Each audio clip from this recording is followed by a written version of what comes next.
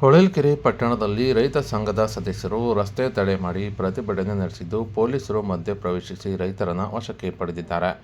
ಇನ್ನು ಹೊಳಲ್ಕೆರೆ ಪಟ್ಟಣದ ತಹಶೀಲ್ದಾರ್ ಕಚೇರಿ ಬಳಿ ಕರ್ನಾಟಕ ರಾಜ್ಯ ರೈತ ಸಂಘ ಮತ್ತು ಹಸಿರು ಸೇನೆ ವತಿಯಿಂದ ಕಳೆದ 7 ದಿನಗಳಿಂದ ಅಹೋರಾತ್ರಿ ಧರಣಿ ಸತ್ಯಾಗ್ರಹ ನಡೆಸುತ್ತಿದ್ದಾರೆ. 2008ರಿಂದ ಈವರೆಗೆ ಭದ್ರಾ ಮೇಲ್ದಂಡೆ ಯೋಜನೆ ಕಾಮಗಾರಿ ಕುಂಟುತ್ತಾ ತೆವಳುತ್ತಾ ಸಾಗಿದ್ದು, ರಾಜಕಾರಣಿಗಳು ಕೇವಲ ನೀರು ಹರಿಸುವ ಸುಳ್ಳು ಭರವಸೆಗಳನ್ನು ಜನರಲ್ಲಿ ಬಿತ್ತಿ ವಂಚನೆ ಮಾಡುತ್ತಿದ್ದಾರೆ. ಗ್ಯಾರಂಟಿ ಯೋಜನೆಗಳಿಗೆ ಅಧಿಕಾರದ ಆಮಿಷಕ್ಕೆ ಒಳಗಾಗಿ ಪ್ರತಿ ವರ್ಷ 52,000 ಕೋಟಿ ಖರ್ಚು ಮಾಡುವ ಸರ್ಕಾರ ಇಡೀ ಜಿಲ್ಲೆಯ ಸಮಗ್ರ ಅಭಿವೃದ್ಧಿಗೆ ಕಾರಣವಾದ ಭದ್ರಾ ಮೇಲ್ದಂಡೆ ಯೋಜನೆಗೆ 18 ವರ್ಷಗಳಲ್ಲಿ ಕೇವಲ 10,000 ಕೋಟಿ ಖರ್ಚು ಮಾಡಿದೆ.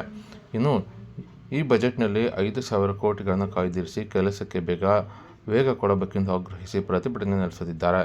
ಈ ಒಂದು ಪ್ರತಿಭಟನೆ ವಿಕೋಪಕ್ಕೆ ತಿರುಗಿದ್ದು, ರೊಚ್ಚಿಗೆದ್ದ ರೈತರು ಇಂದು ರಸ್ತೆ ತಡೆ ಮಾಡಿ ಮಾನವ ಸರಪಳಿ ನಿರ್ಮಿಸಿ ಪ್ರತಿಭಟನೆ ನಡೆಸಿ ರಾಜ್ಯ ಸರ್ಕಾರದ ವಿರುದ್ಧ ಆಕ್ರೋಶ ವ್ಯಕ್ತಪಡಿಸಿದ್ದಾರೆ. ಈ ವೇಳೆ ವಾಹನಗಳ ಸಂಚಾರಕ್ಕೆ ವ್ಯತ್ಯಯ ಉಂಟಾಗಿದ್ದು, ಈ ವೇಳೆ ಪೊಲೀಸರು ಮಧ್ಯೆ ಪ್ರವೇಶಿಸಿ ಪ್ರತಿಭಟನೆ ಹತ್ತಿಕ್ಕುವ ಪ್ರಯತ್ನ ಮಾಡಿದರು.